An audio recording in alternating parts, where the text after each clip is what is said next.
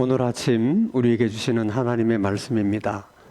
우리 신약성경 215면 사도행전 16장 11절에서 15절까지의 말씀입니다. 신약성경 사도행전 16장 11절에서 15절까지의 말씀을 제가 봉독합니다. 하나님의 말씀을 경청하시기 바랍니다. 우리가 드로아에서 배로 떠나 사모드라게로 직행하여 이튿날 네아폴리로 가고 거기서 빌립보에 이르니 이는 마케도냐 지방의 첫 성이요 또 로마의 식민지라. 이 성에서 수일을 유하다가 안식일에 우리가 기도할 곳이 있을까 하여 문밖 강가에 나가 거기 앉아서 모인 여자들에게 말하는데 드와디라시에 있는 자색 옷감 장사로서 하나님을 섬기는 누디아라 하는 한 여자가 말을 듣고 있을 때 주께서 그 마음을 열어 바울의 말을 따르게 하신지라. 그와 그 집이 다 세례를 받고 우리에게 청하여 이르되 만일 나를 주 믿는 자로 알거든 내 집에 들어와 유하라 하고 강권하여 머물게 하니라. 아멘. 사도 바울은 아시아에서 선교하기를 원했지만 성령님은 바울이 유럽으로 건너가서 선교하기를 원하셨습니다. 그래서 성령은 사도 바울의 아시아 선교를 막으셨고 마케도냐인의 환상을 보여주면서 유럽으로 건너가게 하셨습니다. 좀 우리가 궁금하게 여기는 것은 성령께서 바울을 유럽으로 건너가게 하는 방법이 정말 그 방법밖에는 없었을까 하는 것입니다. 예를 들면 어느 날 사도 바울 가운데 환상이 나타나서 아시아인의 모습으로 나타난 사람이 이쪽으로는 오지 마십시오. 여기에 와서 선교를 하면 안 됩니다. 그런 환상을 봤는데 그 다음날 또 환상을 봅니다. 마케도니아인이 나타나서 건너와서 우리를 도와주십시오. 우리에게 복음을 전해주십시오. 이렇게 환상을 봤다면 훨씬 일이 좀 수월하지 않겠어요? 왜 하필 성령은 사도 바울을 유럽으로 건너가게 하는 방법으로 바울의 아시아 선교를 막으셨을까 하는 거예요. 성령이 바울의 선교를 막을 때마다 바울의 입장에서는 얼마나 마음이 힘들었겠습니까? 자, 그렇다면 정말 성령께서는 지금 우리들이 생각하는 것처럼 그런 생각을 못 하셔서 그런 방법을 쓰신 것일까? 그렇지는 않을 것입니다. 어떻게 성령께서 우리들의 생각을 모르시겠어요?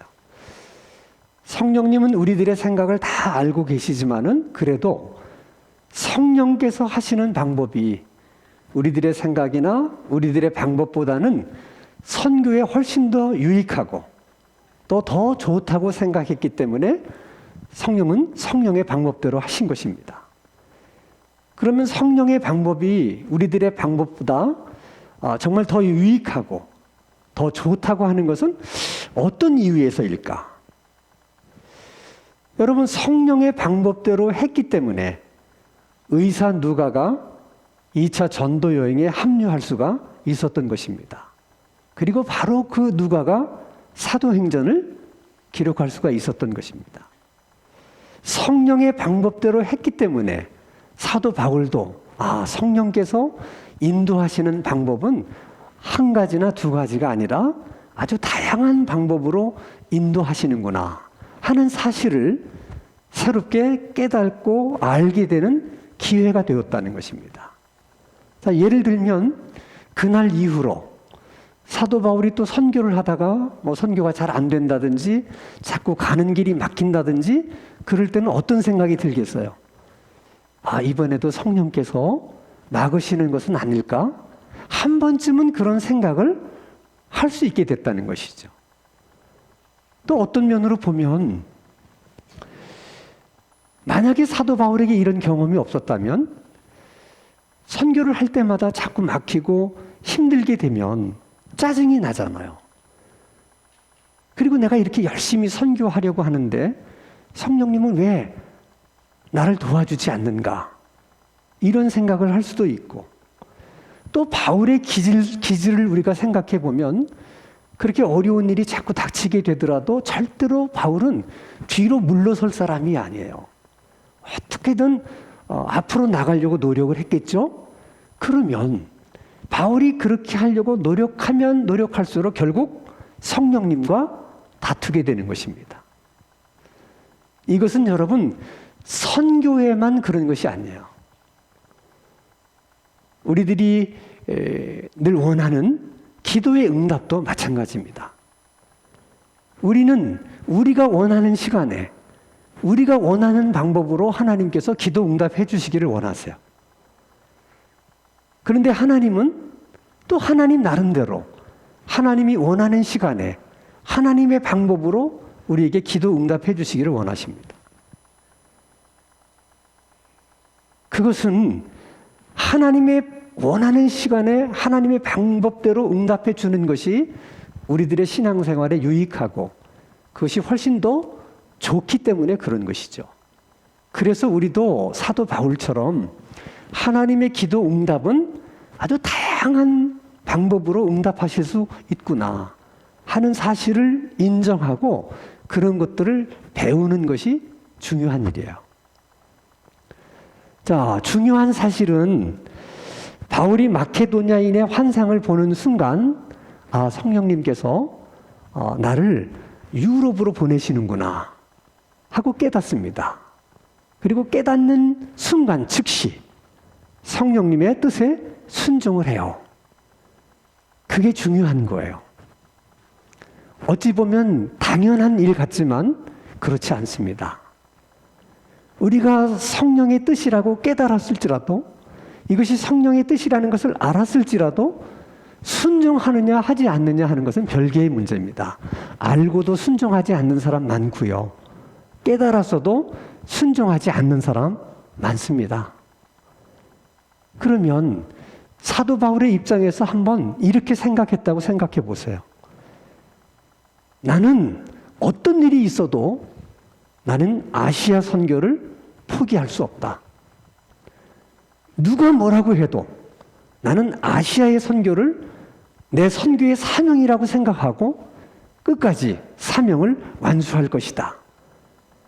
이렇게 다짐하고 이렇게 생각을 했더라면 사람은 그 생각으로 모든 것을 보게 되고 또 그 관점에서 해석을 하게 됩니다.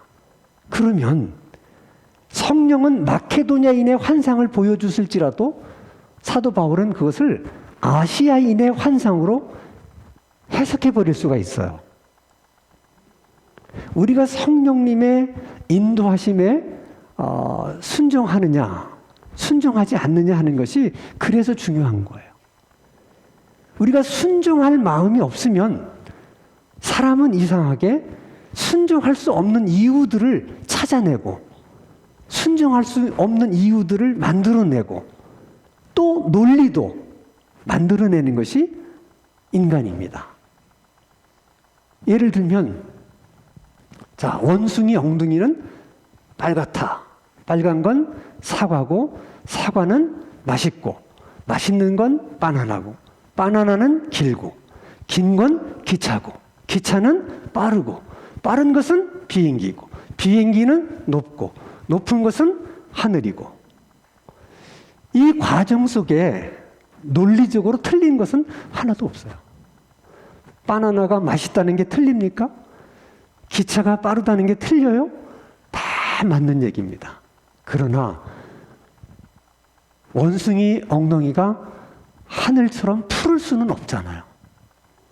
그렇지만 성령님께 순종할 마음이 없으면 원숭이 엉덩이는 파랗다고 믿고 싶은 거예요. 그런 논리들을 만들어서.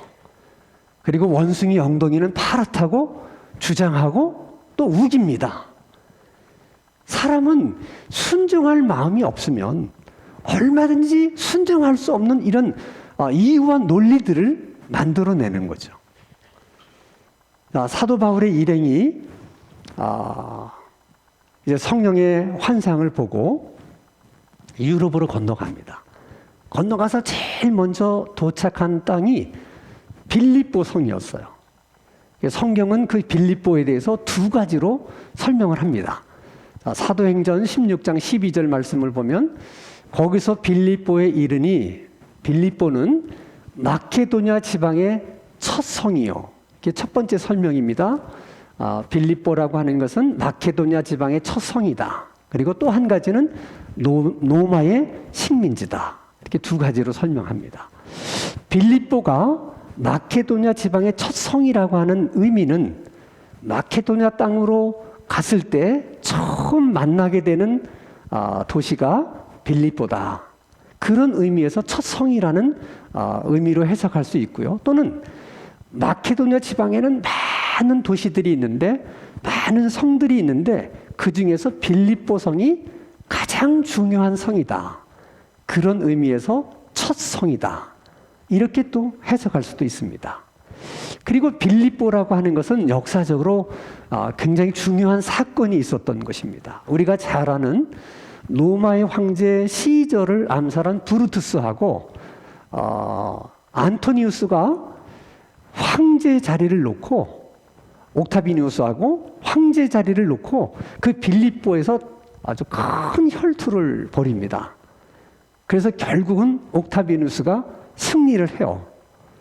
이런 역사적인 배경 때문에 빌립보는 물론 로마의 땅은 아니었지만은 로마 땅의 일부처럼 그렇게 배려를 해줬어요. 그것을 오늘 본문에 의하면 식민지라고 표현을 한 거예요. 그러니까 이 식민지라는 표현은 우리가 일제 36년 동안 식민지로 있었다고 하는 의미와는 다른 겁니다. 그래서 빌립보 시민들에게는 로마 시민이 누릴 수 있는 모든 권리를 혜택으로 줬어요. 그래서 빌립보 시민이 되었다는 것에 대해서 빌립보 시민들은 굉장한 자부심을 갖고 있었습니다. 그리고 로마에 대한 충성도가 다른 도시에 비해서 남달리 강했던 도시가 바로 빌립보 성입니다. 자, 이 빌립보에 도착한 사도 바울과 그 일행들은 이제 빌립보 내에서 전도를 시작합니다. 예전 같으면 언제나 유태인의 회당을 먼저 찾아가서 거기서 먼저 전도를 시작했는데 빌립보에 와보니 회당이 없는 거예요. 근데 유태인들의 어떤 규례에 의하면 유태인들은 어느 지방에 가서 살든지 유태인 남자 10명만 있으면 반드시 회당을 세우도록 돼 있어요. 근데 빌립보에 유대인의 회당이 없었다고 하는 것은 빌립보에는 유태인 남성 10명도 없었다고 하는 얘기입니다. 아니 그렇게 큰 성에 어떻게 유태인들이 10명도 살지를 않았을까? 그 이유는 사도행전 18장 2절에 있어요. 세 번째 줄에 보면 글라우디오 황제 때 모든 유대인들에게 명하여 로마에서 떠나라. 그러니까 저 황제가 모든 유태인들에게 추방령을 내리는 거예요. 로마에서 떠나라. 그래서 로마에도 유태인들은 살 수가 없었고 이렇게 로마의 식민지 같은 이런 도시에서도 유태인들이 살 수가 없었던 것입니다. 그러면 회당이 없는 경우는 어떡하냐? 회당이 없으면 유태인들은 기도처를 만들어요. 오늘도 본문 사도행전 16장 13절을 보면 안식일에 바울의 일행이 기도할 곳이 있을까 하여, 기도처가 어디에 있는가 하여 문 밖 강가에 나가 거기 앉아서 모인 여자들에게 복음을 전했다. 기도처가 어디에 있었다는 거예요? 강가에 있었다는 것이죠. 그럼 왜 하필 기도처가 강가에 있는 것일까? 정확한 이유는 모르지만 두 가지 가능성을 우리가 이제 생각해 보게 돼요. 하나는 오래된 전통일 수가 있어요. 왜냐하면 시편 137편 1절 말씀을 보면 바벨론으로 유배 갔던 많은 유태인들이 그것은 성전이 없기 때문에 하나님께 제사를 드릴 수가 없었어요. 그 안타까움이 너무 커서 바벨론 여러 강변에 앉아서 예루살렘을 생각하면서 성전을 생각하면서 울었다는 거예요. 그들이 그곳에 모여서 함께 기도송을 낭송하고 우리로 말하면 함께 제사 대신 예배를 드린 겁니다. 이런 전통이 계속 이어져 내려와서 아마도 기도처는 강이라든지 물이 흐르는 시내 쪽에 있었다, 이렇게 생각할 수 있고요. 또 한편으로는 일반적으로 도시 가운데 강이 흐르는 곳이라든지 시내가 흐르는 곳이 비교적 한산하거든요. 그렇기 때문에 기도처로서는 적당히 했기 때문에 기도처를 강이나 물이 흐르는 시내 쪽에 아마 기도처를 만들었던 것 같아요. 그래서 랍비들은 유대인들에게 늘 이렇게 가르칩니다. 너희들이 사는 마을에 회당이 없으면 하나님의 은혜가 흐르는 곳으로 가라. 그 하나님의 은혜가 흐르는 곳이 어떤 곳입니까? 강이 흐르는 곳이고 시내가 흐르는 곳입니다. 그래서 바울도 기도처가 강에 있다고 생각하고 그쪽으로 간 거죠. 가보니까 남자들은 한 사람도 없고 여자들만 그 기도처에 나와 있었는데 그 중에서 유난히 루디아라고 하는 여인 한 사람이 예수를 믿게 돼요. 그래서 성경은 이 루디아를 집중적으로 설명을 합니다. 루디아라는 여자가 어떤 여자였기에 또 그가 예수를 믿게 되었는가, 그것을 설명하는 것이 오늘 본문 내용의 요지가 됩니다. 자, 오늘 사도행전 16장 14절 말씀을 보면 두아디라 시에 있는 자색 옷감 장사, 그러니까 루디아의 고향은 두아디라인데 거기서 자색 옷감 장사를 하는 장사꾼이다. 그리고 다른 하나는 하나님을 섬기는, 다른 말로 말하면 하나님을 경외하는 루디아다. 이렇게 이제 설명을 합니다. 그래서 이 두 가지 사실을 가지고 우리가 이제 루디아라는 여자가 어떤 여자인지를 충분히 이해할 수 있습니다. 자, 오늘도 직접 의류를 생산해서 옷을 만들어 파는 이런 의류 사업을 하시는 분들에게 있어서는 어떤 그 옷의 디자인에도 많은 신경을 쓰지만은 특별히 그 옷의 색깔에도 많은 신경을 씁니다. 똑같은 옷이라도 옷의 색깔이 어떻냐에 따라서 그 옷이 굉장히 가치 있게 보이고 또 어떻게 보면 싸구려로 보이거든요. 그래서 여러분, 똑같은 청바지라도 디자인도 중요하지만은 그 청바지 색깔이 다 뭐 푸르죠. 그러니까 청바지지. 근데 그 푸른 색깔이 어떤 푸른 색깔이냐에 따라서 청바지 가격이 달라져요. 그러면 지금도 그런데 2000년 전에는 어떻게 했습니까? 근데 빌립보는 염색할 수 있는 염료가 생산되는 곳이 아니에요. 그래서 여러 곳에서 수입해다가 썼는데 특별히 두아디라라고 하는 곳이 이 염료가 많이 생산되는 곳이기 때문에 그곳에서 수입해 썼는데 그 일을 누가 했느냐? 루디아라고 하는 여자가 자기 고향에서 염료를 수입해다가 빌립보에 파는 거예요. 근데 염료만 파는 것이 아니라 오늘 보면 자색 옷감도 팔았다 하는 겁니다. 여러분, 옷감에 물을 들이는 염색 기술은 이거는 쉬운 게 아닙니다. 그래서 옷감이 비싼 거예요. 그냥 염료를 풀어가지고 거기다 그냥 천을 담그면 우리가 원하는 색깔을 얻을 수 있는 게 아닙니다. 고도의 기술이 필요한 거예요. 특히 자색 색깔을 내는 그런 옷감을 만드는 것은 특별한 기술이 필요했어요. 그래서 그 자색 옷은 당시에 가장 고가의 옷입니다. 근데 누디아가 그런 고가의 옷을 만드는 천을 파는 여자였다 하는 걸 보면 단순하게 옷감을 파는 그런 장사꾼이 아니라 오늘로 말하면 의류업을 하는 중소기업의 사장 정도 되는 여자가 아니었을까, 그렇게 생각해요. 근데 사업이라고 하는 것은 보통 남자가 하는 거잖아요. 사실 여자가 이런 사업을 하는 것은 특별한 경우거든요. 이런 걸 보면 아마 남자가 자기 남편이 하던 사업을 남편이 세상을 떠난 다음에 루디아가 그걸 이어받아서 이렇게 사업을 했던 것 같아요. 여자의 몸으로 사업을 한다는 것도 쉬운 일이 아니잖아요. 그러니까 그런 면으로 보면 루디아가 뭐 지혜도 있고 장사하는 기술도 있고 뭔가 좀 여자지만은 좀 남자다운 그런 기질을 갖고 있었던 여자가 아닌가 생각해요. 또 하나 루디아에 대해서 설명하는 것은 루디아는 하나님을 섬기는 자, 경외하는 자라는 설명이에요. 이것은 유태교로 개종한 이방인들을 지칭해서 쓸 때 하나님을 경외하는 자, 또 하나님을 섬기는 자 그런 표현을 씁니다. 그러니까 루디아는 언제인가는 모르지만은 유태교로 개종한 여자예요. 자, 사도 바울이 기도처에 가보니까 많은 여자들이 있는데 그 여자들에게 복음을 전합니다. 근데 그 중에서 유독히 루디아만 사도 바울이 전하는 복음을 듣고 예수 그리스도를 믿게 됐어요.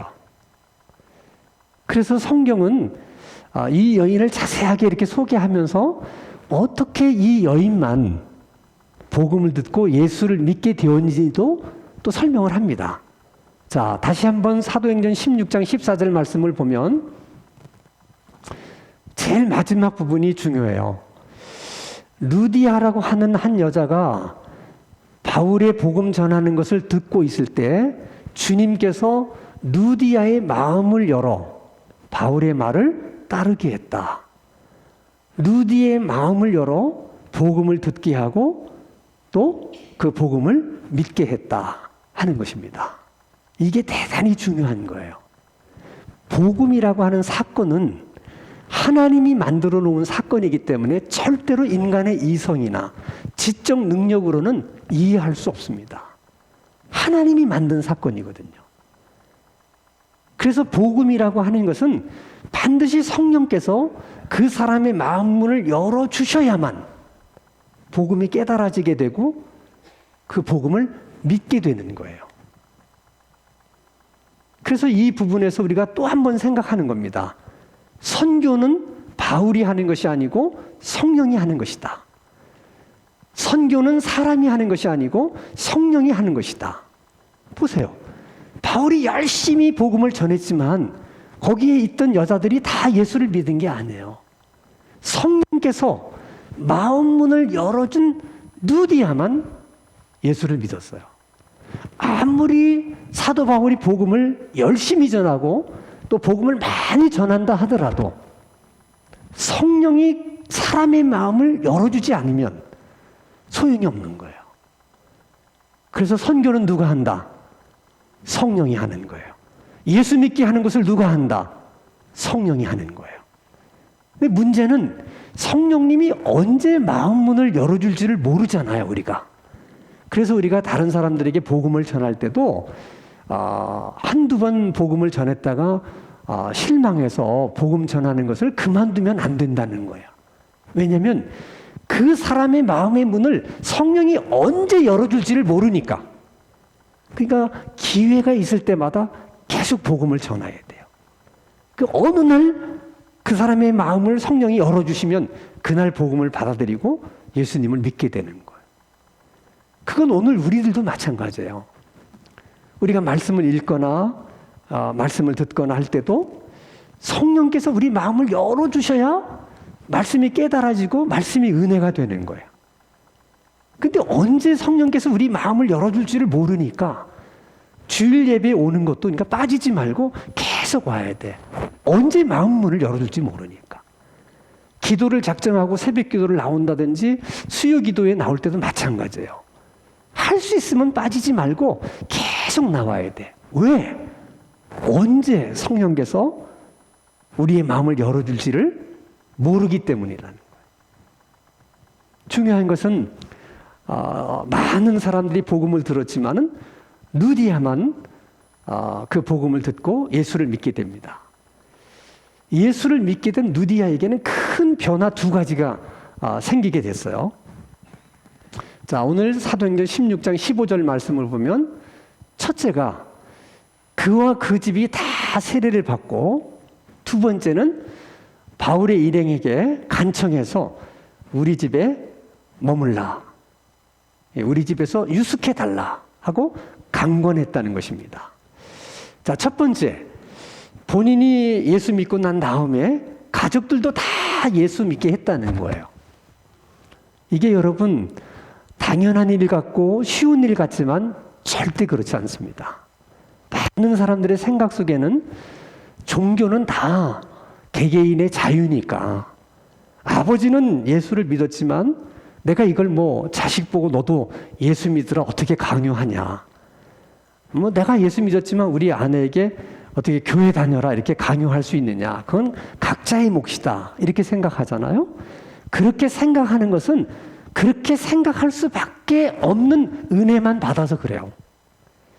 루디아처럼 강력한 성령의 은혜를 받으면 그런 생각이 들지 않고, 야, 내가 예수 믿어보니까 너무너무 좋다, 그러니 너희들 다 믿어라, 이런 간절함이 생기는 거예요.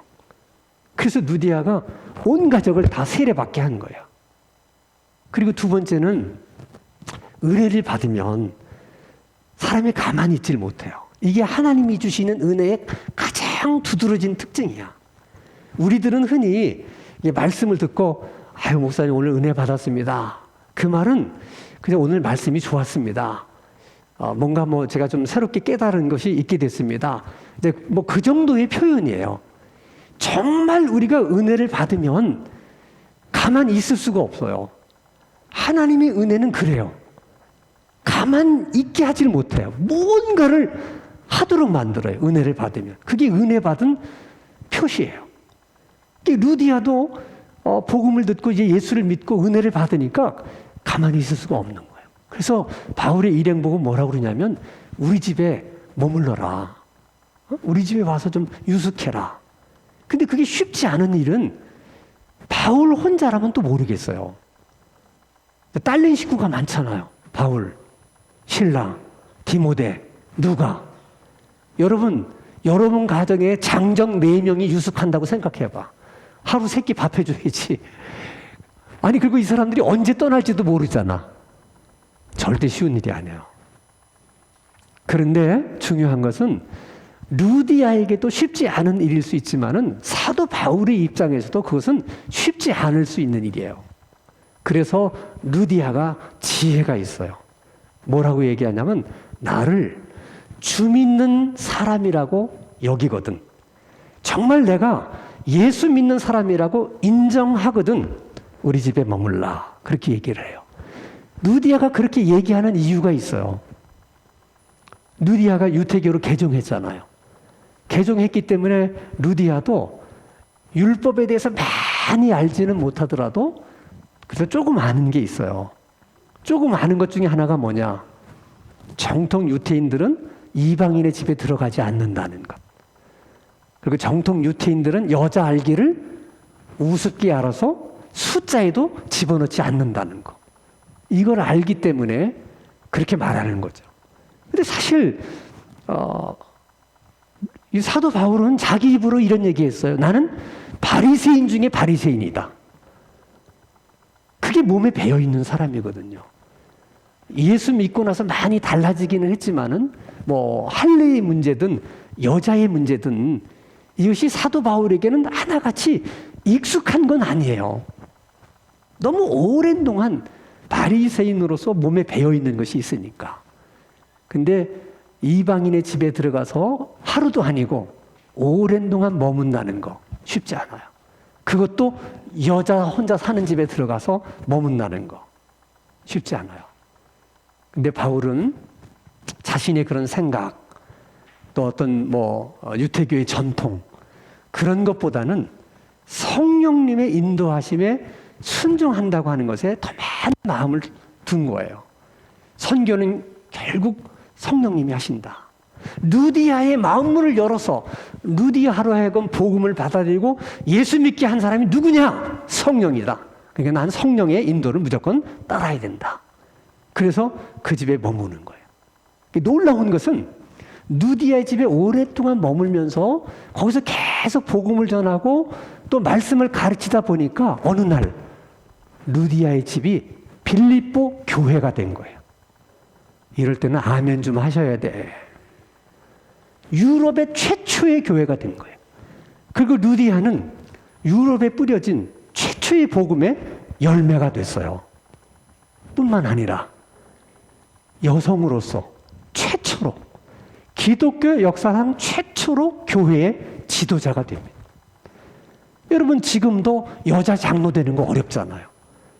지금도 교회에서 여자가 지도자가 되는 게 어렵잖아요. 근데 2000년 전에 루디아는 교회의 지도자가 됐다.